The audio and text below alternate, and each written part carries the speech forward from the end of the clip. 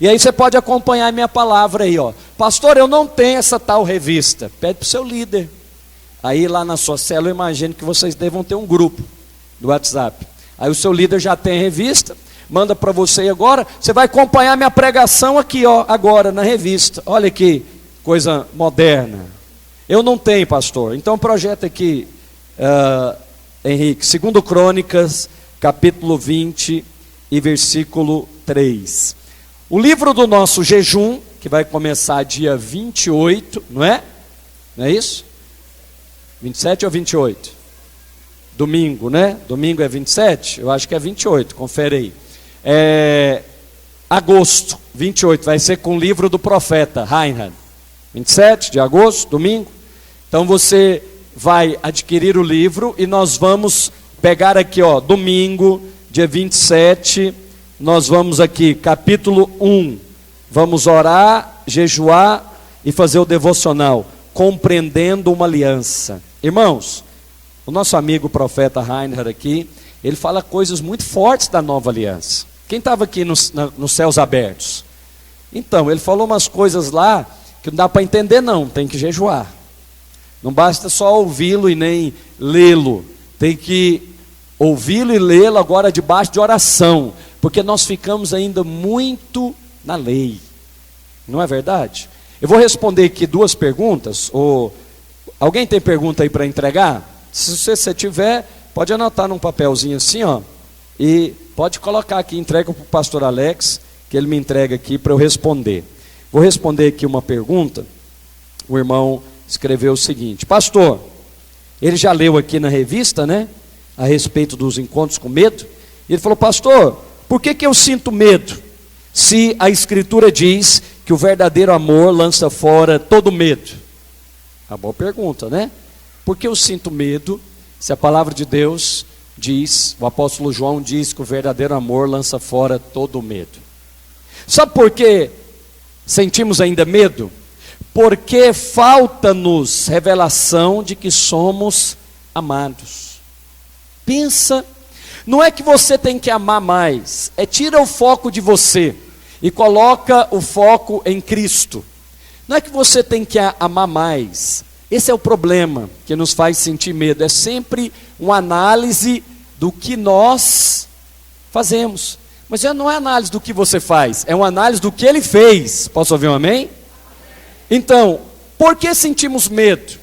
Se a Escritura diz que o verdadeiro amor lança fora todo medo, e esse verdadeiro amor, que é Cristo, já habita em nós. Não deveríamos sentir medo, pastor? É uma boa pergunta. Se nós realmente sabemos por revelação, não é na cabeça não, que somos amados, o medo desaparece. Pensa numa criança, sua criança está com medo. Ela está com medo lá no quarto dela, ela está com medo de ficar sozinha. E aí você chega. Quando você chega, o que acontece com o medo na vida daquela criança? Vai embora. Por quê? O pai chegou. O pai me ama e ele vai me proteger. O medo vai embora. Agora, com relação às nossas vidas, o pai não vai embora e nem vai nos deixar, porque Ele prometeu: estarei convosco todos os dias, até a consumação dos séculos. Então sinta-se plenamente seguro nas mãos do Senhor. Vamos orar para compartilhar a palavra do Senhor? Você está comigo aí na revista? Se não está, peça para o seu líder, ele vai compartilhar com você. Amém? Feche os seus olhos, peça agora a revelação ao Senhor, para que você possa compreender a palavra de Deus. Hoje é ceia do Senhor, aleluia.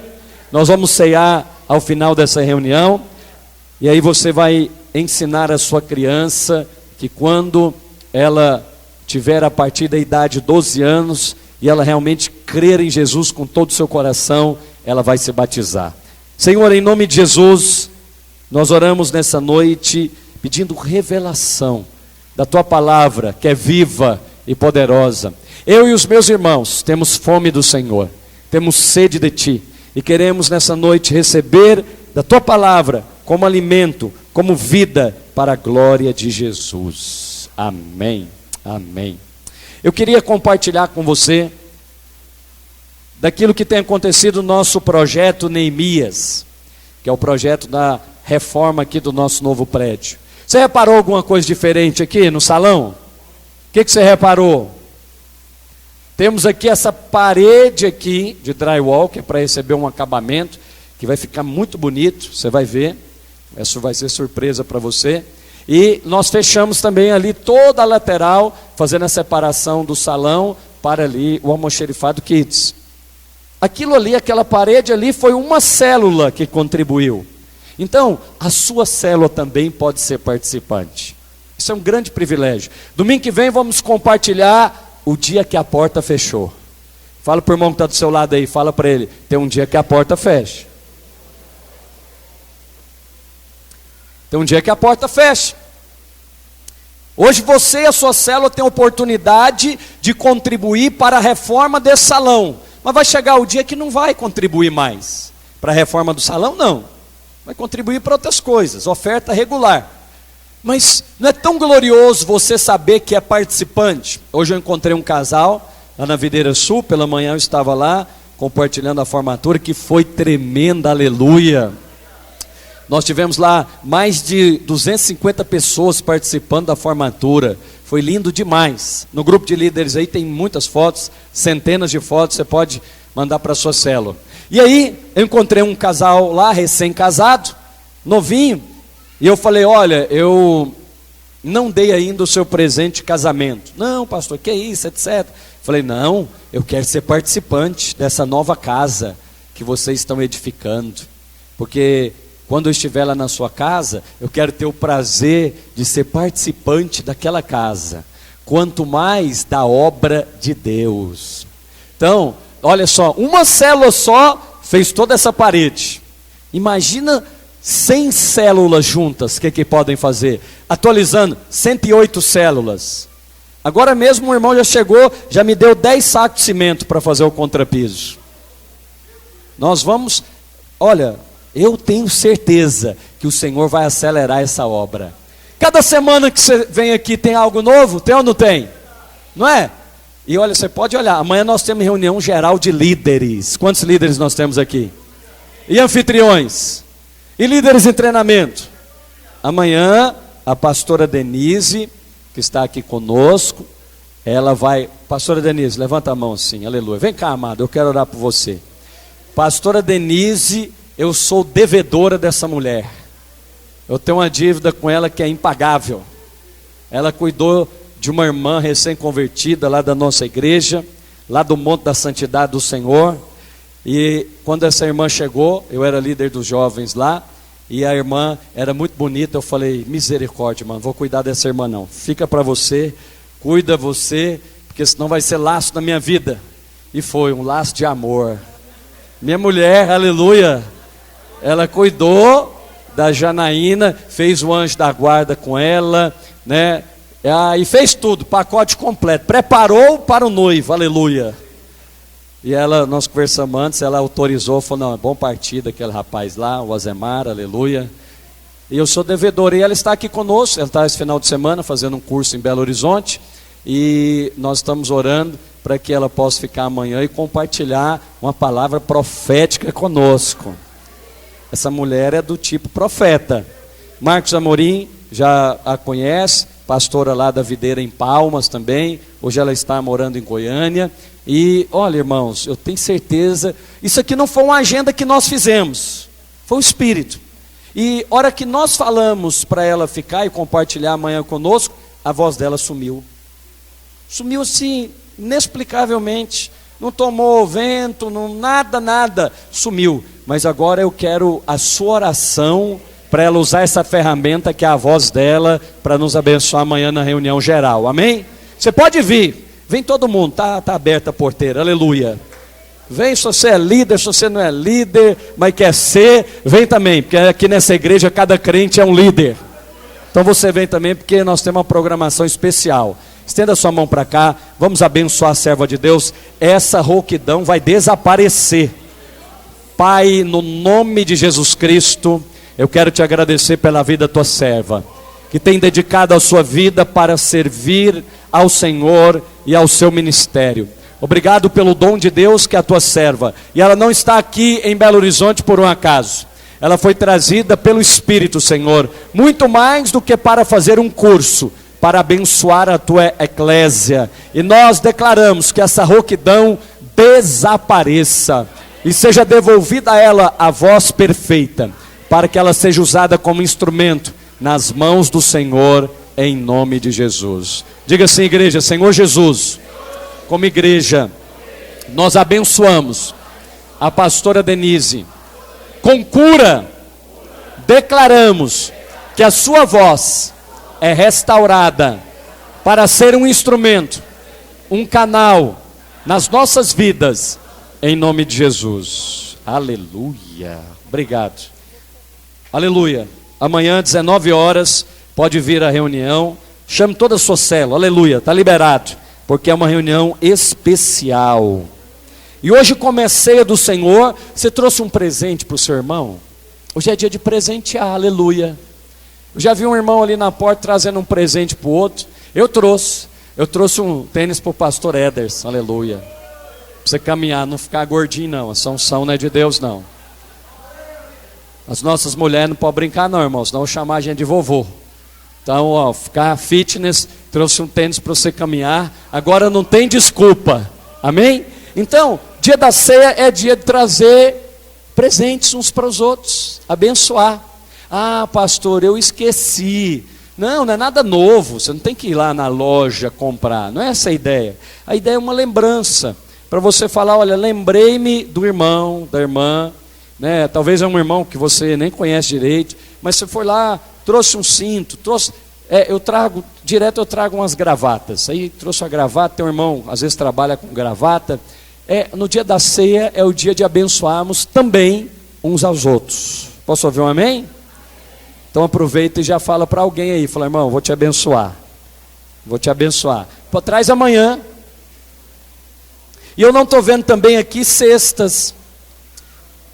Não é? Essa semana, a primeira semana de cada mês na ceia, nós trazemos, cada célula traz uma cesta básica, em primeiro lugar para os necessitados.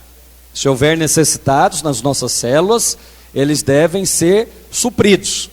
Agora, não havendo necessitados nas células, nós usamos a cesta para fazer a alimentação de 11 seminaristas, ô Marcos, que nós temos, mais os irmãos que trabalham aqui no ministério. Então nós fornecemos aos seminaristas café da manhã, almoço, lanche e jantar. E hoje nós formamos lá quantos seminaristas, pastor Sérgio? 10 seminaristas, 11 seminaristas nós formamos hoje para a glória de Jesus. Foi emocionante, olha só, deixa eu testemunhar para você. Os pais de um rapaz chamado Gilberto, que veio de Diamantina, eles vieram, o pai dele literalmente, mora lá na roça, trabalha lá na enxada. Quando ele viu o filho dele lá vestido na beca, formando, um senhor, deve ter uns 78 anos de idade. Cadê o Aguinaldo? Aguinaldo está aqui também? Deve estar lá dentro, nas ofertas. É pai do Aguinaldo.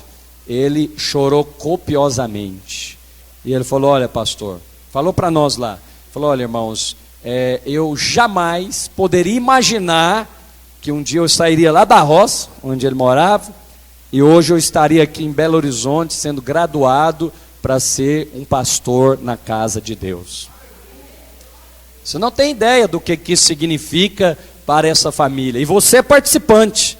Cada vez lá na célula que você faz um real missionário, você está abençoando esses rapazes. Você está plantando igrejas, porque todo final de semana eles saem sábado para fazer missões. Tem vários irmãos aqui, Leonardo, nosso líder, faz missões lá em Igarapé. Outros irmãos fazem missões mais longe. E nós temos, irmãos, em Minas Gerais, o maior trabalho de plantação de igrejas do Brasil. Porque nós temos aqui 853 municípios. Ah, pastor, mas nós já temos muitas igrejas. Louvado seja Deus, são 57. Mas perto de 853, não é nada, irmãos. Quantos creem que nós precisamos avançar? Então, por favor, não esqueça de fazer o real missionário lá na sua célula e de investir nesses rapazes. esses seminaristas, esses rapazes jovens que ficam aqui, por que você não escolhe um para abençoar? Fala, rapaz, todo mês eu vou abençoar você. Eu quero investir em você. Você vai ser um grande pastor na casa de Deus. E quem sabe um dia Ele vai receber você lá na igreja que Ele estiver pastoreando. Ah, vai ser uma grande honra, um grande privilégio. Vamos compartilhar a palavra do Senhor? Pegue aí a sua Bíblia então, no livro de Crônicas. Vamos falar dos encontros com o medo. A Escritura diz em 2 Crônicas, projeta para mim por gentileza, capítulo 20. Os irmãos estão comigo? Eu esqueci de dizer que esse culto que nós estamos fazendo aqui hoje já é o nosso 4º culto da videira de Belo Horizonte. Na videira RMBH nós temos mais 11 reuniões acontecendo agora. Vespasiano, Betim e por aí afora vai. Está aí na sua revista, você pode depois contar. Nós estamos então, olha essa reunião, que bênção. Meu Deus, hoje eu senti a presença de Deus muito forte aqui. Quantos sentiram também? No louvor, que glória, que presença naquela oração. Significa que o coração de Deus está nisso, está alegre nisso. E mais, nós podemos compartilhar com mais ministros de Deus. Mais pastores podem pregar a palavra, mais ministros de louvor podem ministrar, mais irmãos e irmãs podem ministrar também. Isso é uma grande oportunidade. Nós queremos treinar os santos para a obra do ministério. Hoje pela manhã o pastor Alex já pregou a palavra, foi uma bênção. E agora à noite vamos compartilhar a palavra. De manhã funciona da seguinte maneira: no sábado os jovens se reúnem, a equipe do pastor Juliano e os radicais livres. No domingo pela manhã, todos os pastores e obreiros com a sua família devem estar aqui comigo. É o culto da RMBH. Você verá também pastores aqui da região metropolitana, como a pastora Taíde e a pastora Luciana, que estão pastoreando Confins. Mas você está vendo, eles estão aqui. De manhã, toda a RMBH e toda a equipe pastoral, pastor e a família. Por quê? De manhã eu compartilho a palavra e essa palavra é compartilhada em toda a cidade. Então, à noite, nós separamos algumas redes para estar aqui. Pela manhã, nós separamos as redes dos pastores Alex e Juliano e as suas redes. E à noite, pastor Sérgio, Gerson e Ederson. Amém? É isso mesmo? Glória a Deus. Então, nós temos aí uma nova organização. Ah, pastor, é proibido eu vir na outra reunião? Não, venha quantas você quiser, irmão. Quanto mais reunião você vier, mais cheio da palavra de Deus você será. É muito melhor você estar aqui de manhã e à noite do que diante de uma televisão. Então, é muito melhor, claro, seja mais cheio da palavra, depois sai para passear com a sua família, é uma bênção. Mas assim nós podemos multiplicar a pregação da palavra. E novos pastores, novos irmãos, novos obreiros podem também compartilhar. Os irmãos entenderam? Qualquer dúvida nessa direção, pergunte para o seu pastor. Então, nós já tivemos hoje, olha para você ver, na reunião aqui de manhã nós tivemos mais de 100 pessoas. 96 adultos e 18 crianças. Então, mais de 100 pessoas de manhã, 250 lá na Videira Sul. E olha quantos irmãos nós temos aqui. Muitos não podiam vir pela manhã, porque trabalham domingo de manhã. Então, agora eles podem vir domingo à noite. Chama o irmão para vir domingo à noite. Ah, eu não posso ir domingo à noite. Então, venha pela manhã. Ah, eu não posso ir no domingo. Então, venha no sábado. Então, não tem nenhuma desculpa agora. Aleluia. Nós queremos servir a igreja. Se o problema era o horário, está resolvido agora. Você tem um final de semana para você escolher sábado à noite, domingo de manhã e domingo à noite para a glória de Jesus. Então nós vamos começar a semana cheio da palavra de Deus e sem medo. Fala para o irmão que está do seu lado, nós vamos vencer o medo hoje.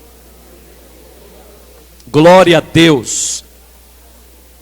Capítulo 20 de 2 Crônicas, a partir do versículo 3. Então Josafá teve medo e se pôs a buscar ao Senhor e apregoou em Judá um jejum. O que Josafá sentiu, meus irmãos? Josafá sentiu medo. É possível também que você sinta medo. Na verdade, é certeza que o medo vai se apresentar a você todos os dias. Ah, pastor, está amarrado. Não, não é uma questão de amarrar, é uma questão de estar vivo. Hoje nós vivemos em um mundo com medo. Se você observar um pouquinho, vamos fazer aqui uma breve análise do mundo que nós vivemos hoje. Se você olhar para a economia, qual é o sentimento, honestamente, que você tem ao observar a economia do Brasil? Quê? Medo, insegurança. Vamos traduzir por uma palavra: insegurança. O Brasil, há poucos anos atrás, era classificado como um país emergente na categoria de investimentos. Significa que era seguro investir no Brasil. As agências reguladoras econômicas classificam os países e elas dão notas para os países. Infelizmente, o Brasil foi rebaixado na sua nota e hoje nós não somos considerados um país seguro para investir. O que isso gera na economia? Fala comigo. Medo, insegurança. Então, agora nós transparecemos para a comunidade internacional medo. Então, o que os investidores fazem? Eles esperam a economia, a empresa que ia investir para aumentar a sua produção. O que ela faz? Eu vou esperar. Eu não sei como é que vai ficar a economia do país, porque é um ambiente de insegurança econômica. Hoje nós temos 13 milhões de desempregados. Provavelmente na sua família tem um desempregado. Na minha família tem um desempregado. Quantos tem desempregado na sua família? Pode levantar a mão, vamos fazer uma amostragem aqui. Meu Deus do céu, isso tem que acabar, meus irmãos. Nós precisamos orar por isso, porque isso gera medo. Então, é um ambiente de insegurança na área financeira. E isso, não pense que não tem nada a ver conosco como igreja. Tem, porque muitos tomados pelo medo retrocedem na fé. E aí ele pensa: será que eu devolvo o meu dízimo? O que será da economia? E se faltar? E aí cria-se um ciclo vicioso de medo. E isso atinge a sua casa, isso atinge a igreja. Então é um encontro real com o medo. Quantos irmãos estão me entendendo? Como que você lida quando o medo vem encontrar com você na área econômica? Você precisa ter uma resposta para ele. É isso que eu estou chamando encontros com o medo. Você vai ter um encontro com o medo na sua área financeira. É necessário ter uma posição, Alex, para responder ao medo. E a Escritura diz que Josafá teve. Josafá, um dos maiores reis de Israel, que fez uma reforma religiosa tremenda. Ele restaurou o altar do Senhor, restaurou o culto. Mas mesmo assim, sendo ungido, sendo alguém capacitado por Deus, ele teve o quê? Então, é possível que nós tenhamos medo também, mas é possível que você não seja dominado por ele. Vamos falar então de política? O que nós sentimos na política brasileira hoje? Medo, aliás, medo não, aí já é pavor. Aí você olha e você já fica apavorado. Por que fica apavorado? Quase que perdemos um outro presidente essa semana. Eu não estou aqui me posicionando a favor ou contra, eu estou simplesmente falando de um fato. Qual é o fato? Insegurança, instabilidade política. Será que vai ter presidente? Será que chega até o final? Vai ser empichado? Não vai? O que isso gera nas pessoas? Os empresários que iriam investir, investem. Aqueles que iriam contratar, contratam. E quem está olhando de fora fala: o que será do Brasil? Irmãos, isso entra para dentro da sua casa. Seu marido fica mais nervoso. Por quê? Porque ele vai trabalhar, está inseguro. Ele chega em casa, vai assistir o jornal. O que fala lá? Boas notícias? Não, só más notícias. Olha, é tão engraçado esse povo mundano. eles não têm nenhum momento de refrigério. Eu estava vendo, sujeito, presidente, teve aí essa vitória apertada, o país está dividido politicamente, e aí, agora essa semana já fala, ganhou, mas também não tem governabilidade. É verdade, porque com essa votação que teve, não dá para ele governar.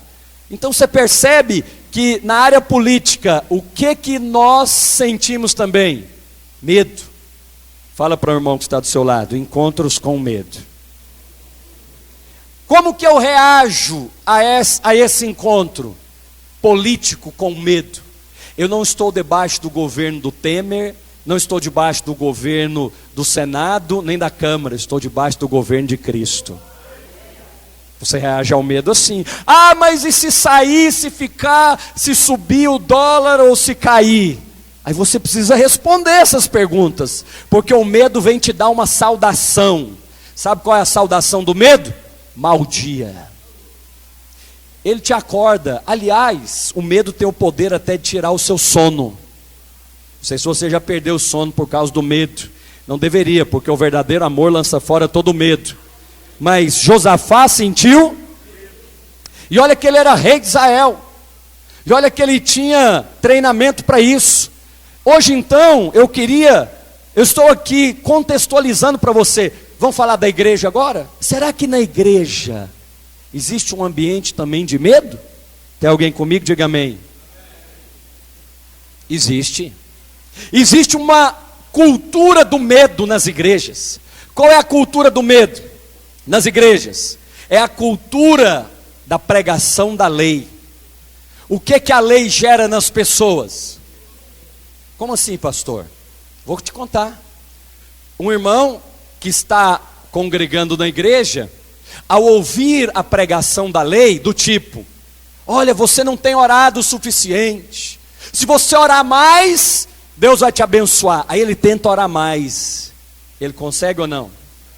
Geralmente não. Aí os pregadores da lei dizem, você tem que contribuir mais, porque se você contribuir mais, aí sim Deus vai te abençoar. Ele fala, gente, eu já estou apertado, o fulano está desempregado, então agora quer dizer que eu tenho que dar mais. Aí ele consegue dar mais? O que ele sente então? Deus vai me amaldiçoar, ué. Deus vai fazer alguma coisa comigo. Aí acontece algum acidente, fura o pneu do carro do irmão, o irmão tem uma batida, aí tá vendo? Olha aí, devorador. Olha o devorador entrando aí na sua casa. Isso é o devorador por quê? É porque você não é dizimista. Tem cultura do medo ou não? Aí você vem para o culto para receber refrigério, e o que você recebe? Mais medo. Porque eu não estou no padrão suficiente. Essa semana eu nem fui na célula. Aí o irmão, líder de célula, ele lidera na base do medo. Aí o irmão não foi na célula, o que ele sente? Ai meu Deus, não fui na célula, porque eu não fui na célula, não vou ser abençoado. Aí o líder, parente de Moisés, fala, não vem na célula, né, irmão? Aí o irmão falou, rapaz, não deu para eu essa semana, porque eu tive um compromisso. Pois é, tá vendo? Não põe Deus em primeiro lugar. Até as crianças estão sentindo medo. Graças a Deus por Jesus Cristo, que nós pregamos o Evangelho de Deus. Mas irmãos, é verdade ou não é? Depois de ouvir uma mensagem, muitos crentes sentem medo. Porque quando Moisés subiu ao monte para receber as tábuas da lei, a Escritura diz que aproximou-se uma nuvem negra. E quando ele desceu, qual foi a resposta do povo? Não fale Deus conosco, fale com Moisés, porque o monte tremia e pegava fogo. O povo sentiu o que quando Moisés desceu com as tábuas? Qual que é o resultado quando alguém leva as tábuas para a célula? Medo. Então não leva as tábuas para a célula, leva o Evangelho. Quando você descer do monte lá da sua consagração, quando você vier a uma reunião, não leve as tábuas da lei, porque elas não têm mais utilidade hoje. Leve a mensagem do Evangelho de Cristo. Porque em outro monte, de Mateus 17, o Cristo subiu no monte chamado da transfiguração, Junto com ele, Pedro, Tiago e João. E aí, ele trouxe uma mensagem. Quando ele desceu, ele trouxe uma mensagem. Porque lá em cima ouviu-se uma voz: esse é o meu filho amado, a ele ouvi. Fala comigo, a ele ouvi. Essa é outra mensagem, mas eu vou dar uma pincelada para você. Quem estava lá no monte, junto com o Senhor? Moisés de um lado e Elias de outro. Moisés representa a lei, lembra Moisés, as tábuas, etc. Moisés representa e Elias. Muito bem, aleluia. Eu gosto de você, você é uma igreja que sabe a palavra. Fala comigo, a lei e os profetas. Sobrou o que nas escrituras? Cristo. Então estavam lá reunidos, a lei e os profetas. Vem uma voz, essa é a mensagem do Monte da Transfiguração. Vem uma voz que diz: esse é o meu filho amado, a ele e não a eles. Copiou aí? É a ele. Quantos tinham lá? Moisés, Jesus e Elias. É para ouvir quem agora? Muito bem. Fala para o irmão que está do seu lado: ouça apenas o filho. Aleluia!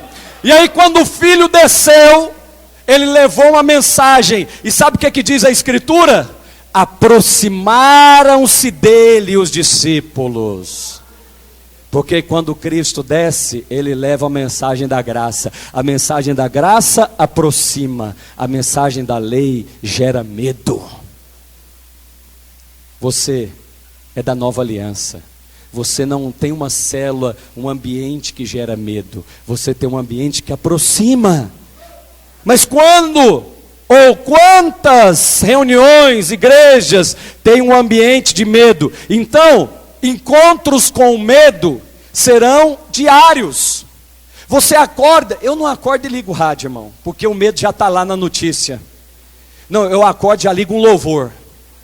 Pode ir lá na minha casa, você vai ver. As crianças estão aqui. Eu já ponho louvor. Eu já acordo e ponho louvor, porque eu sou da nova aliança. Já é resposta para o medo. Aí eu já encho do louvor e da adoração. Porque a hora que o medo vem encontrar comigo, ele fala: mau dia. Eu falo: perdeu. Porque antes que você existisse, eu sou. Antes que você viesse, ele já fez a obra consumada. Esse é o dia que o Senhor fez, já é abençoado. Já é abençoado. E foi abençoado 2000 anos atrás. Eu já estou em Cristo. Ah, mas a política, a economia, o fulano que pregou isso. Eu não estou nem debaixo da economia desse mundo, nem governado pela política desse século, e nem debaixo dessa pregação da lei que está aí fora. Eu estou em Cristo. Quantos estão comigo também? Diga glória a Deus. Agora, se você for olhar para o mundo, então, meu Deus do céu, a partir do atentado de 2001, do 11 de setembro de 2001, esse mundo vive a cultura do terror. Todo momento, todos os dias você ouve no noticiário: fulano explodiu não sei o quê, atentado terrorista não sei aonde. E aí, se você vai aí fora, no mundo, você vê lugares que existe a cultura do terror. Antigamente o povo passeava nesses monumentos, né, tranquilo, ia lá na Torre Eiffel, tranquilo. Agora tem um cartaz lá: cuidado, alto risco de atentado. Aí tem as classificações: vermelho, amarelo, verde, etc. Aí você já vai olhando, se alguém já olhar torto para você, se houver alguma coisa, é um ambiente de pavor, de medo. E você acha que onde que isso vai parar? Depois eu vou te contar onde que isso vai parar. Na perseguição a todo aquele que é religioso, inclusive você. É uma preparação do governo do anticristo. Porque você é do tipo que não abre mão da palavra de Deus. É ou não é? Então você é extremista. Você é extremista. Se vierem negociar com você com a Bíblia, você não aceita. Não é verdade? Então, daqui a pouco, não chegou em nós ainda não, mas vai chegar. Porque o anticristo vai ter que perseguir todo aquele que não aceitar uma tal marca. E eu tenho certeza, você não vai aceitar. Quantos dizem amém? Eu não quero estar aqui para ver não. Quem quer ir comigo para o arrebatamento? Aleluia! Mas isso é outra pregação, meu Deus do céu, aleluia. Então, meus amados, o que nós vamos fazer quando encontrar com medo? Porque ele vai trazer a mensagem para você. Ele vai trazer a pregação para a sua casa, para a sua despensa, para o seu casamento. O que eu faço, pastor? Josafá teve o quê? Não negue o medo. Não seja tolo. É tolice negar o medo. Só loucos negam o medo. É como dizer para o mar: eu não sei nadar, mas eu vou te enfrentar em nome de Jesus. Vai lá. Você é corajoso, né? A Bíblia te chama de tolo. Porque o medo foi dado. Estamos aqui, o biólogo, o pastor Sérgio Carlos, ele estava ensinando para nós lá no presbitério essa semana. O medo, você sabe, é um instinto de defesa. E ele é biólogo, ele estava explicando, pastor, sabe por que dá frio na barriga? Falei, não. Ele falou, porque quando você sente medo, o sangue se desloca, é uma área muito irrigada, ele se desloca para 2 lugares, para os braços e para as pernas. Se você já teve experiência de correr de um cachorro, você nunca mais vai correr daquele jeito na sua vida, só se aparecer outro cachorro maior. Você já viu gente que pula muro, que você fala, não tem jeito de pular esse muro? Não tem jeito, ele pulou, porque ele estava debaixo do medo. E aí, olha que Deus é tremendo, né? O sujeito sentiu medo, ele já está preparado para fazer o quê? Mas você quer enfrentar. Instinto de sobrevivência, obrigado. Para enfrentar. Não, só tolos enfrentam, porque você vai perder. Vai perder. Não é para ser enfrentado, é para ser feito o que então, pastor? Vamos dar a você os passos de Josafá. Os passos que Josafá usou para vencer o medo. Então, a primeira coisa, fala para o irmão que está perto de você, fala, não negue o medo. Isso é tolice. Mas também não precisa ficar fazendo propaganda, né? O marido falar para a mulher, o Ataíde, não, eu estou tão com medo hoje, ora comigo. Não seja tolo, você tem que ser o cara fora da casa. Fica calado, quietinho. No máximo você liga para o seu pastor, aleluia. Vão resolver de homem para homem. Então a mulher lá em casa. E aqui, ó, hein, pastor Edson? Tem que ficar bruto, rústico e cheio do espírito. Não, sistemático não. Rústico também não, jardim aberto. Então, presta atenção, você não precisa ficar fazendo propaganda. Estou com medo. O líder de célula, apareceu um demônio lá na célula. Ai meu Deus, ai, e agora? O que eu faço? Eu tenho que ir lá. Liga o pastor. Não, vai ter que ir lá, irmão. Chegou a sua hora, vai ter que ir lá. Mas não precisa ficar fazendo propaganda. Fica calado, você está morrendo de medo, pavor. A pastora Denise lembra quando eu encontrei meu primeiro demônio lá no banheiro do Monte da Santidade. Eu bati tanto naquele irmão. Eu não sabia o que tinha que fazer. Está amarrado em nome de Jesus. E o sujeito era do tamanho do Carlos assim. E a hora que ele ajoelhou, ele ficou do meu tamanho. Eu lembro dele, chamava Sandro. Ficou possesso lá dentro do banheiro, do Monte da Santidade. E o que eu tinha que fazer? Eu não sabia. Aí eu falei, sai em nome de Jesus. E aí ele deu uma tonteada assim. Eu falei, agora que eu pego ele. Aí chegou o pastor. Tá, eu falei, o que está acontecendo? Que tem 2 endemoniados. Aí eu falei, não, eu estou são, pastor. Aqui é ele aqui, ó. Aí ele falou, não, meu filho, dá licença, não é assim não. Mas eu estava morrendo de medo, aleluia. Ainda bem que eu já estava lá no banheiro mesmo. Mas não vou ficar fazendo propaganda disso não. Não faça, é tolice, para quê? O que eu faço com medo então? Reconheça-o diante da pessoa certa. Deus, entrega o teu caminho ao Senhor. Confia nele, o mais ele fará. Mas onde começou a história do medo? Vou te contar, a história do medo começou lá em Adão. Gênesis, projeta aí capítulo 3 e versículo 10. Você lembra, Adão pecou, e quando ele foi ter com Deus, o Senhor o chamou, Adão, onde estás? Versículo 10 diz, ele respondeu, ouvi a tua voz no jardim, e porque estava nu, tive o quê? O medo faz você fazer o quê diante de Deus? Perceba isso, o medo quer que você se esconda. Se esconda da sua família, se esconda das suas responsabilidades. Primeiro sintoma de alguém que tem medo, ele esconde. ele deixa de frequentar a célula, ele fica constrangido aqui com a vida da igreja. Bobagem! O verdadeiro amor lança fora todo medo. O medo é história de gente caída. Você é cheio do Espírito Santo, você vai dar uma resposta para o medo. E a sua resposta para o medo tem um nome, chama Cristo.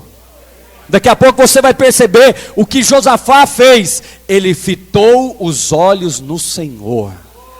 Quando você fita os olhos no Senhor, o medo desaparece. Você cria uma ousadia, uma coragem. Josafá deu sinais, acompanhe comigo, em 2 Crônicas 20, 12. Capítulo 20, versículo 12. Ah, nosso Deus, porventura não os julgarás? Porque em nós não há força. Josafá deu o caminho de alguém que sente medo. Primeira coisa, ele perde as forças. É verdade ou não é, meus irmãos? Chega ao ponto de não ter força nem para orar. Eu não sei se você já chegou nesse estágio do medo. Você vai orar, não tem mais força. Você só tem lágrimas para chorar. Você não tem mais força. Mas por que não há força? Será que não havia força em um rei de Israel, que tinha um grande exército, que tinha grandes riquezas? Josafá dá o primeiro sinal do encontro com medo. Fala comigo, não tem mais força. Não se sinta acusado de sentir medo. O diabo, nosso adversário, é tão ordinário que a pessoa já está debaixo do medo. E ele ainda vem junto, Juan, com um pacote, um combo do inferno. Acusação e culpa, junto com medo. Você já sente medo. E aí o diabo vem e fala na sua mente: ah, muito bem, você não é crente, por que está sentindo medo? Você aí não é forte lá na sua igreja? E aqui na célula, está com medo? Está com medo de faltar a provisão? Está com medo de não dar certo o seu negócio? Está com medo do casamento acabar? Junto com medo, o sujeito já está acuado com medo. O diabo traz junto um pacote do inferno, acusação. E aí Josafá sentiu medo. E quem sabe ele também não se sentiu acusado. Eu sou rei aqui de Israel, eu deveria transmitir segurança para esse povo, e eu estou morrendo de medo. E aí muitos fazem o quê? Fogem. Desde os dias de Adão, ouviu a voz de Deus, teve medo, e fez o quê? Foi pescar. Nada contra pescar, mas se você vai pescar porque tem medo, está tudo errado. Porque ouviu a voz de Deus dizendo: vamos vencer o medo. Não, você assistir 10 filmes no final de semana, nada contra o seu entretenimento, mas se é por causa do medo, está errado. O Senhor tem um caminho para te livrar do medo. Josafá então disse: não tenho mais força, porque ele se sentiu acusado. Sentir medo é normal, mas ser dominado pelo medo é do diabo. O medo quer paralisar você, fazer você se esconder de Deus. E o texto diz: a minha força acabou. Você já passou por esse estágio? Você fala: gente, quando é que essa tribulação de doença vai acabar? Eu tento uma vez, eu tento um médico, eu tento outro médico, e aquela mulher hemorrágica tinha 12 anos que padecia do fluxo de sangue. E a Escritura diz que gastou tudo. Talvez você fale: pastor, o que adianta ser crente? Eu sou crente, eu sou dizimista, e a minha vida financeira não muda. E o medo bate na sua porta. Todo dia, todo começo de mês, todo final de mês. O que você responde ao encontro com medo? Você precisa ter uma resposta. Josafá disse: não tenho mais força, já tentei de tudo. Graças a Deus pela palavra do Senhor. O apóstolo Paulo, a partir do capítulo 6 de Romanos, ele começa numa trajetória com medo. E ele conclui, capítulo 6, versículo 6, ele fala: foi morto o velho homem, foi crucificado. Capítulo 7, ele começa a falar: miserável homem que sou, quem me livrará do corpo dessa corrupção? É a luta de muitos irmãos. Ele está ali expressando a luta de muitos irmãos que não conseguem vencer o pecado. O sujeito tem determinado vício. Vamos colocar um vício terrível para os crentes aí: fumar. E aí ele está aqui dentro, mas ele está fumando. E aí o medo chega segunda-feira para ele: tomou a ceia do Senhor, né? Muito bem, hipócrita, porque você é fumante. O que você acha que um irmão desse faz? Você acha que ele fica cheio de fé?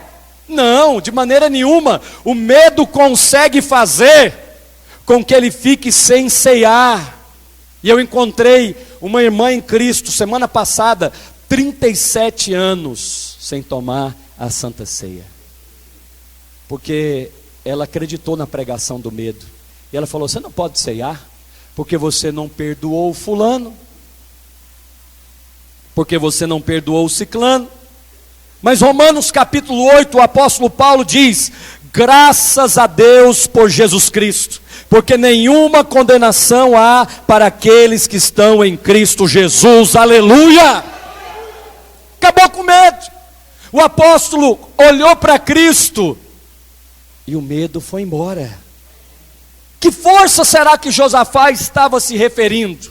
Só pode ser a força dele, porque os que esperam no Senhor renovam as suas forças. Só pode ser a força dele que acabou, porque a força de Deus nunca acaba. Até as nossas crianças já cantam isso. A força de Deus não acaba. Você se lembra dos discípulos lá de Mateus? Coloca aí, Henrique, Mateus capítulo 8, versículo 23. Os discípulos no barco com a tempestade. A Escritura diz que Jesus estava no barco, mas a tempestade veio como vem sobre todos nós.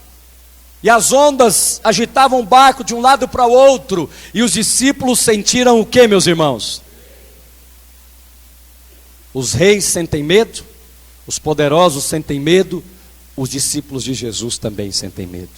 Não fique acusado. Vou falar uma palavra, você tem que ter muito cuidado com o que eu vou falar agora.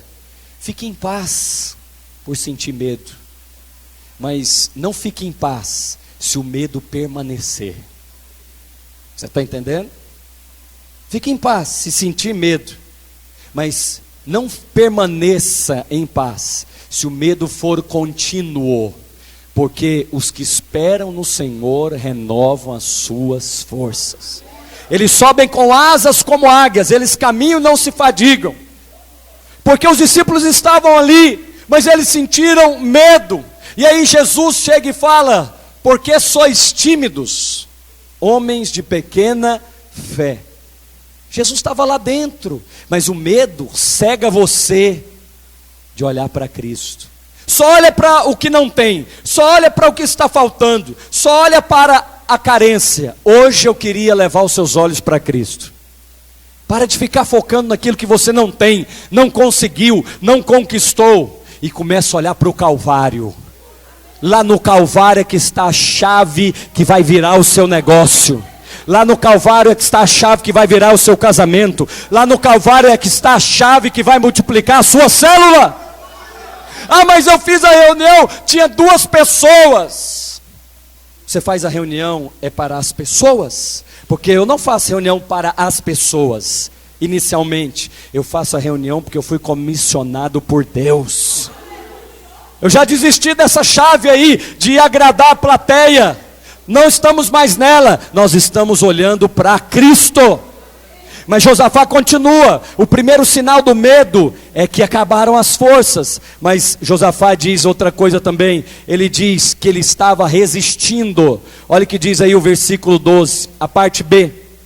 Ah, nosso Deus, porque em nós não há força perante essa grande multidão que vem contra nós, e não sabemos o que faremos. A Escritura diz, põe no 12, obrigado, 20 e 12. Esses últimos trabalhos, não, aqui é Mateus. Põe no Crônicas, por gentileza, Henrique. No 2 Crônicas 20, versículo 12. Tem uma parte aqui interessante, que diz o seguinte, que Josafá estava resistindo. Nosso Deus não julgará, porque em nós não temos força. Força para quê? Esse negócio de resistir, irmãos, é muito perigoso. O que realmente que nós temos que resistir? Porque se você ouve muita coisa desse século, ele vai usar uma palavra muito usada aí agora, eles querem empoderar você para resistir coisas, que a Bíblia manda você desistir delas. Então será que você está resistindo a algo que deveria desistir dela? Porque a Escritura diz, resistir ao... Mas e com relação ao pecado? Porque se você inverte e começa a resistir o pecado, o final vai ser desastroso, você vai cair. Então, Josafá, sabe por que ele perdeu as forças? Porque ele ainda achava que podia resistir a alguma coisa. Eu já cheguei a uma conclusão: não há em mim força para resistir coisa alguma, solo Christus. Eu só consigo alguma coisa se for pela graça de Deus, porque quando sou fraco, que interessante, mas o mundo te ensina a ser forte. Vai lá, quebra o barraco, faz um escândalo, reclama, protesta, vai para a rua, pancadaria. É assim, não parece com Cristo? Não parece o Espírito do Novo Testamento? Ah, pastor, você é contra protesto? Não, eu protesto constantemente. O que você faz, pastor? Eu oro. Esse protesto funciona, porque os protestos desse mundo só movem na terra, mas quando você protesta, você consegue mover na terra e no céu. Ah, quer protestar? Jejua. Ah, pastor, o que eu devo fazer? Será que você está resistindo a algo que deveria correr dele? Porque é resistir ao diabo. Mas o que dizer com relação ao pecado? O que você faz com o pecado? Eu quero te lembrar de José do Egito, quando ele estava na casa de Potifar, e a mulher de Potifar colocou os olhos em José, e a Bíblia diz que ela agarrou José, e José resistiu, levantou a mão e falou: está amarrado, pombagira, em nome de Jesus. Foi isso que ele fez? Hein, pastor Sérgio? Falei de você que deu um calafrio na barriga do José, e aí ele sentiu as pernas dele empoderadas, e o que ele fez? Virou maratonista de Jesus, para correr do pecado. Mas se ele fosse do tipo corajoso, não, o que é isso? Isso não me abala mais, eu sou o José, o ungido de Deus. É aquela hora que ele ia cair. Mas José, que tinha um discernimento, ele falou: isso aqui não é o que eu vou resistir, eu vou resistir o diabo, mas e o pecado? Eu vou correr dele. Quantos estão me entendendo? Josafá então, ele queria resistir, e Deus queria que ele entregasse a confiança nas mãos do Senhor. Mas ele confiava nos exércitos dele, ele confiava no tamanho da igreja dele, ele confiava no tamanho da célula, ele confiava nos estudos, ele confiava na reserva econômica. Eu sei lá o que você está confiando mais do que Deus. Desista disso hoje. Desista. Eu estou confiado que eu nunca pequei até o dia de hoje. Portanto, aquele que está de pé, veja que não caia.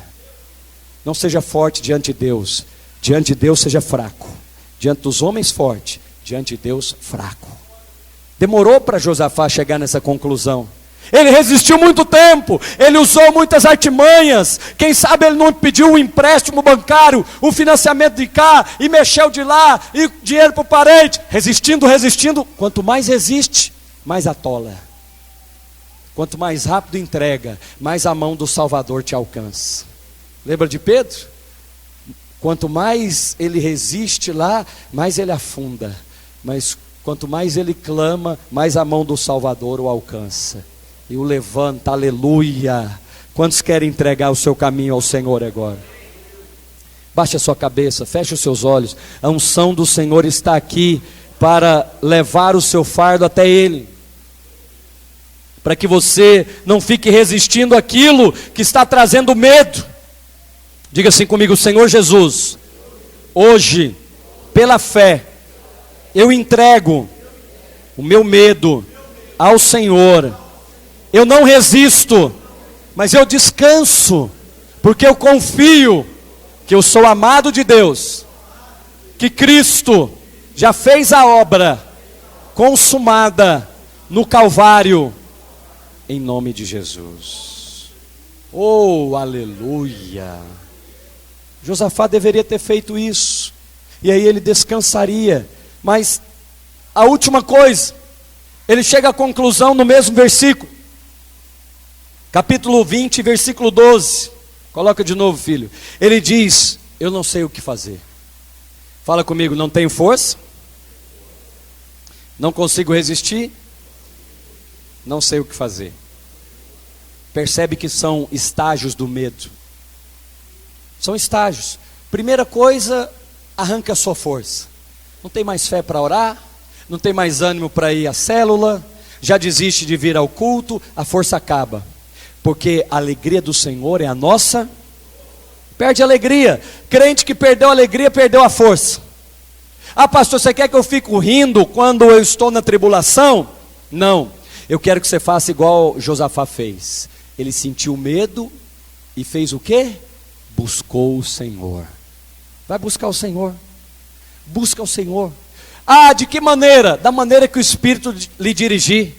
Vá para a oração, vá para a palavra, mas não deixe os estágios do medo avançar, porque esses são estágios. Primeiro tira a sua força, depois a sua resistência, aquela resiliência, aquela força de vontade, acaba. E por último vem o desespero. Eu não sei o que fazer. Eu não sei o que fazer. A minha força já acabou. Eu não tenho mais recursos materiais para resistir. Eu não sei o que fazer. É o terceiro e último estágio do medo. É o desespero. É quando a pessoa fala: eu não sei o que fazer. É o último estágio. Será que você está em qual estágio dos encontros com medo? Não sente mais força? Recentemente uma irmã falou: pastor, é possível um pastor ficar desanimado? Claro. Ele perdeu as forças. O sujeito não tem mais empolgação na palavra, não tem mais ânimo para dar Ele fala: o quê? Não vou mexer com reforma mais não. Afinal de contas, quantos anos? Não entre por esse caminho. O medo vai destruir você. Não. Ah, mas eu não tenho mais força para resistir. Eu já desisti de resistir a essas coisas há muito tempo. Tempestade, eu chamo é o Cristo que está no barco. Ah, por que vocês mesmo repreenderam? Chama Cristo, olha para Cristo. E aí, não deixe esses encontros avançarem. Josafá termina dizendo que ele olhou para o Senhor. Ele colocou os olhos fitos no Senhor. Acompanhe comigo agora no versículo de número 17, capítulo 20. Pastor, como sair do encontro? Como que Josafá saiu do encontro? Ele saiu do encontro vitorioso. Ele venceu o medo. Como? 2 Crônicas, capítulo 20, versículo 17. Aleluia. Olha esse versículo. Esse versículo bem poderia estar no Novo Testamento. Se você não soubesse que ele está em Crônicas, olha o que ele diz: nessa batalha não tereis que pelejar. Posicionai-vos. Olha o que a Escritura diz: nessa batalha não tereis que pelejar. Postai-vos ou posicionai-vos, ficai parados e vede o livramento que o Senhor vos concederá.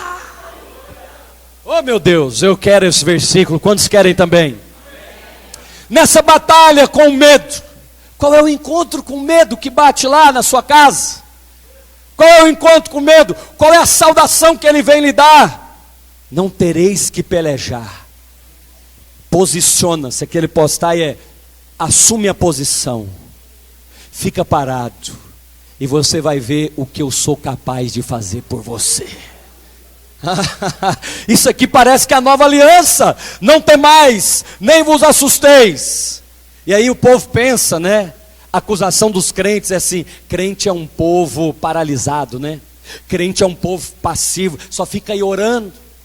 Não, se eu não trabalhar duro, não vai cair do céu não, pastor. Não vai mesmo, porque a última coisa que caiu do céu não foi boa não. Ele caiu do céu direto lá para o inferno. Não, não cai do céu, não. Quem leu Gênesis aqui hoje? Fez brotar da terra. O negócio de Deus não é cair do céu, filho. O negócio de Deus é fazer brotar lá na sua conta bancária, lá no seu serviço, lá no seu casamento. Não tem mais amor não, mas Ele faz brotar agora no coração da sua esposa, Não vai cair do céu não, vai brotar lá de dentro. O negócio de Deus é de dentro para fora. Ele faz brotar. Mas primeira coisa para você sair vitorioso desse encontro com medo, fala assim: tomai posição. Para de pelejar, pelo amor do nome de Cristo Jesus. Para de pelejar. Eu queria que hoje você desistisse. A minha pregação aqui é diferente da pregação dos agitadores de plateia. Eles falam: vença, você vai vencer, você consegue. Eu falo ao contrário: desiste hoje, o mais rápido possível. Você vai vencer coisa nenhuma, ele já venceu no seu lugar. Aí eles falam: insista. Eu falo: desista. Eles falam: você vai ter vitória. Eu falo: ele já teve vitória. Você vai conseguir. Eu falo: não, ele já conseguiu. Não, para de pelejar. Você está pelejando para vencer aquele hábito. Já fez jejum, já fez promessa. O negócio é um vício, você não consegue. Acabou a força, Josafá. Bem-vindo ao encontro com medo. Ele ganhou de você até hoje, mas hoje ele vai perder. Quando você tomar daquele cálice, comer daquele pão, renovar a sua aliança, a posição, fala comigo, a posição. Primeira coisa então para você sair vitorioso do encontro com medo, para de pelejar. Você está pelejando para o casamento, né? Aí você aprende umas técnicas aí fora. Vamos discutir a relação. Tenta, freguês. Vai lá. Tenta discutir a relação. Você me conta, o que vai dar? Vou te contar, vou te antecipar. Confusão. Porque esse negócio de ter razão já deu errado desde os dias de Gênesis, lá da árvore do conhecimento do bem e do mal. Aí você vai conversar com sua dona, e aí vamos discutir aqui a relação. Alguém está querendo ter razão aqui nesse negócio. Quando alguém toma o madeiro, acaba a confusão. Faz o teste agora. Em vez de discutir a relação, toma o madeiro. Aí você fala: não, o madeiro hoje é meu. O que é isso, pastor? Não, é eu que estou errado. Você me perdoa em nome de Jesus. O semblante da outra pessoa muda. Faz o teste. Você está rindo que você sabe que funciona. Lá no serviço, aquela confusão, aquela brigaiada, e não tem direito, e não sei o que, e está errado. Aí você toma o madeiro. Fala: escuta aqui, ó. Foi eu que errei. Hoje lá no carro aconteceu isso, né? Nós estávamos voltando lá da Videira Sul. Uma das minhas crianças aprontou lá no carro. Aí a outra criança assumiu a culpa. Nós ficamos sabendo depois que o mistério foi revelado. Aí ela falou assim: não foi eu não, papai. A minha irmã assumiu no meu lugar. Falei: que é isso, gente? O evangelho aqui dentro do carro. Aleluia. Aí eu falei: gente, que coisa louca. Por que você assumiu a culpa da outra? Só pode ser porque as crianças estão aprendendo uma mensagem. É a mensagem do madeiro. Você errou, mas eu vou ficar no seu lugar. Acabou a discussão. Olha, a gente estava lá querendo saber quem fez a confusão lá no carro. Quem é que foi? Aí levantou um que tomou o madeiro. Falou: fui eu. Pronto. Acabou a discussão, hein? Experimenta levar o madeiro lá para sua casa. Você vai ver que o medo vai desaparecer. Fala comigo, toma a posição. É a posição do madeiro. Mas Josafá fez outra coisa. Olha a palavra do Senhor lá no versículo 17. Para de pelejar. Toma a posição. Fica parado. Meu Deus do céu. Esse trem de ficar parado é difícil demais. Hein, pastor Luciano? Meu Deus do céu. Esse negócio de ficar parado parece que não é para nós.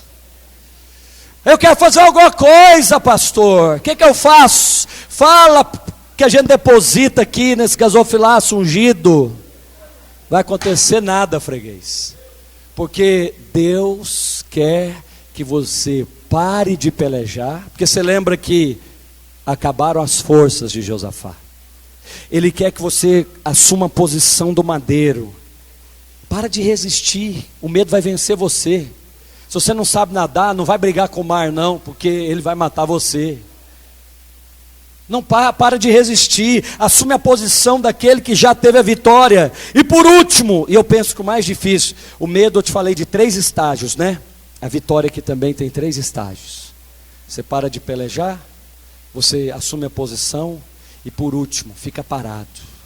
Pastor, como é que eu fico parado? Fica parado lá em Hebreus. Põe Hebreus capítulo 10, versículo 35. Vou te ensinar a ficar parado agora. E aproveita e fica de pé que nós vamos tomar a ceia do Senhor. Aleluia. Sabe qual é a arma? Olha o que diz o verso. Pode deixar Hebreus aí para os irmãos verem. Verso 22 de 2 Crônicas 20 fala o seguinte: e aí, qual a arma que eu vou usar? Já sei. Vou trabalhar igual que um pastor disse, vou arrumar outro serviço. Está vendo? Estou te falando, você está resistindo ao negócio. Você não vai experimentar a provisão divina. Sua força está muito forte ainda. Olha, mas eu vou usar uma arma. Olha o verso 22 diz: e tendo começado a cantar e dar louvores. Como diz aquele CD, Roberto Cante. Lembra dessa música? Roberto Cante. Hoje eu posso falar isso. Olha aqui, irmãos. Tendo começado a cantar e dar louvores.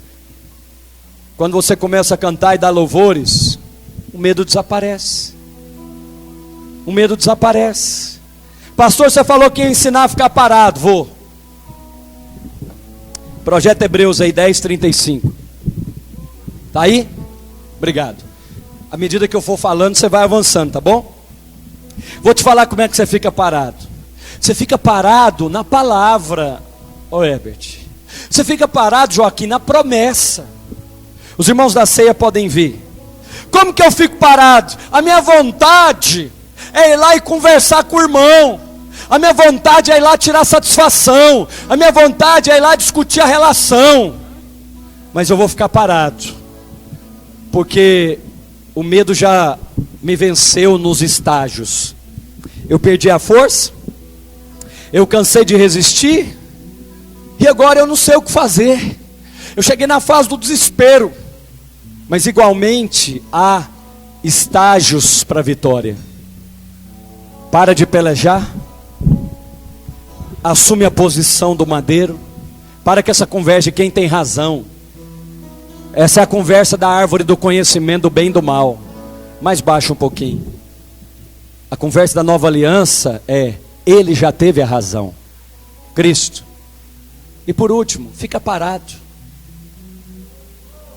Olha aqui o Hebreus aqui 10:35-38. Guardai, pois, a vossa confiança. Aonde que você fica parado? Na sua confiança em Deus. Eu confio no Senhor. Mas vence amanhã, diz o medo. Hein? Vence amanhã, diz o medo. Aliás, corta amanhã, diz o medo.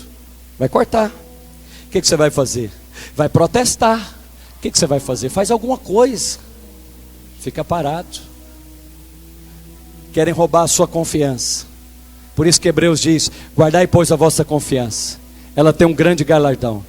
Todavia tendes necessidade de perseverança, para que depois de haver desfeito a vontade de Deus, alcanceis a promessa. Aquele que há de vir virá e não tardará. Todavia o meu justo viverá pela fé. Mas e se ele sair da posição? Se ele retroceder? Diz 38. Se ele retroceder, a minha alma não se compraz nele. Nós, porém, não somos daqueles que retrocedem para a perdição. Nós somos da fé, para a conservação da alma. Sabe por que eu decorei esses versículos, irmão? É porque é aí que eu fico parado. É aí que eu fico parado. Eu guardo a minha confiança no Senhor. O medo vem dizer: a sua confiança tem prazos, tem que chegar até amanhã. Aí eu falo: vai chegar. Ele não atrasa não. A Marta acha que ele chegou atrasado, né? Falou: não atrasa não, ele vai chegar na hora certa. O que eu faço? Eu estou esperando por ele. Eu estou esperando por ele. Eu vou ficar parado e eu vou ver o livramento do Senhor. Enquanto nós cantamos um cântico, os irmãos podem distribuir a ceia e nós vamos ceiar juntos. Eu não sou mais escravo do medo. Aleluia! Eu sou filho de Deus. Eu não sou mais escravo do medo. Eu sou filho de Deus. Eu não sou mais escravo do medo. Eu sou filho de Deus. Desde o ventre da sua mãe, Ele te escolheu e Ele te separou. E nesses encontros com o medo, você não precisa perder, você não precisa se encher do medo, porque hoje estamos celebrando a ceia do Senhor. Ministra ao Senhor, não tenha pressa. Oh, aleluia! Eu não sou mais escravo do medo. Acabou o seu domínio, medo. Eu sou filho de Deus. Eu não sou mais escravo do medo. Eu sou filho de Deus. Eu não sou mais escravo do medo. Eu sou filho de Deus. Eu sou filho de Deus. Amados irmãos, levante o seu cálice, feche os seus olhos. Este é o cálice da nova e eterna aliança. Por esse cálice, o medo vai embora, porque você não está seguro por conta das suas habilidades, você não está seguro por conta da sua experiência, nem tampouco por conta da sua poupança ou reserva.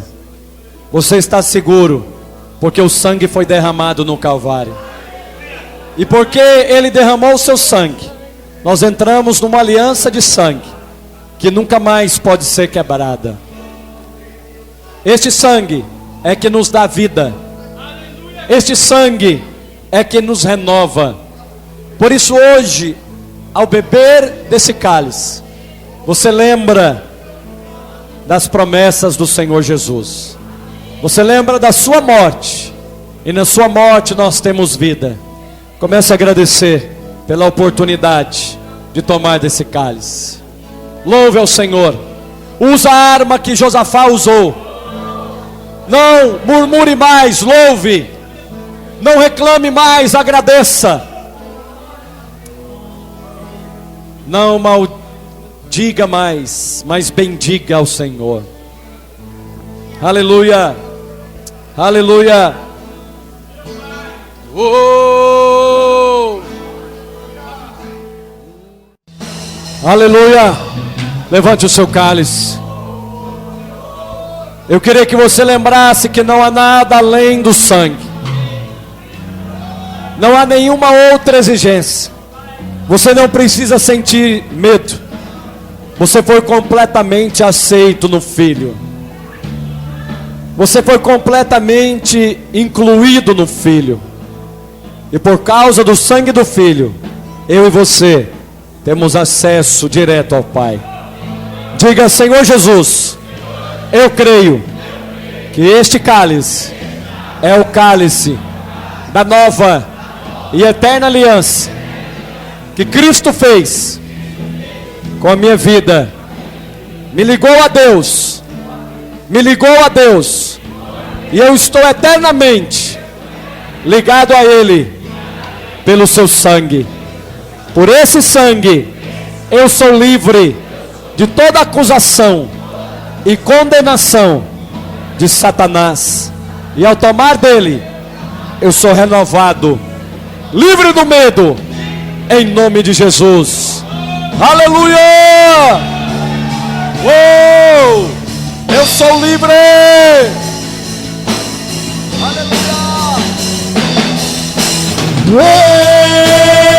Eu sou livre. Eu sou livre. Nada além do sangue, nada além do sangue de Jesus. Oh, você é livre, amado. Eu sou livre.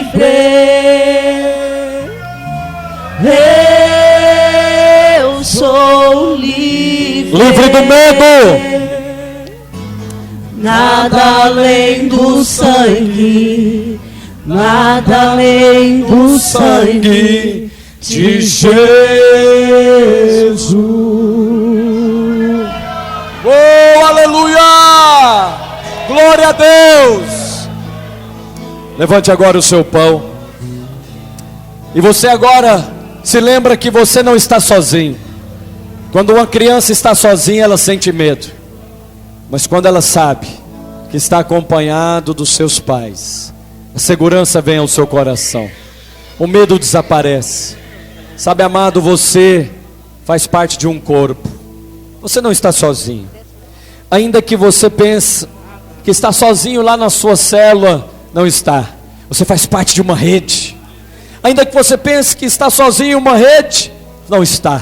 Você faz parte de uma igreja inteira. E ainda que você pense, eu estou aqui sozinho nesta cidade, você está enganado. Você faz parte de uma vinha inteira. E há pessoas conectadas com você, orando por você, guardando a sua vida. Você pode cumprir o Salmo 4:8 na sua vida. Em paz me deito e logo pego no sono, porque o Senhor me faz repousar seguro. Nunca mais vai perder uma noite de sono. O medo não vai obter essa vitória, porque ao comer do corpo, você tem saúde perfeita na presença do Senhor. Levante o seu pão e diga: Senhor Jesus, eu creio que esse pão é o corpo de Cristo, e ao comer desse pão, eu como dele, da sua vida, da sua saúde. Ao comer dele, eu sou restaurado, a minha saúde é restaurada, e a minha aliança com o corpo é renovado, em nome de Jesus. Aleluia! Oh, aleluia! Algo mais que a neve. Muito mais. Você está lavado, querido. Mais que a neve. Se desse sangue lavado, muito mais. Mais alvo que a neve serei. Alvo mais que a neve. Celebre. Alvo mais que a neve.